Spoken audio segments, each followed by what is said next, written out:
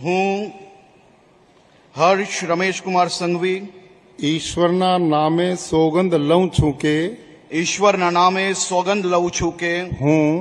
હું ગુજરાત રાજ્યના નાયબ મુખ્યમંત્રી તરીકે ગુજરાત રાજ્યના નાયબ મુખ્યમંત્રી તરીકે જે કોઈ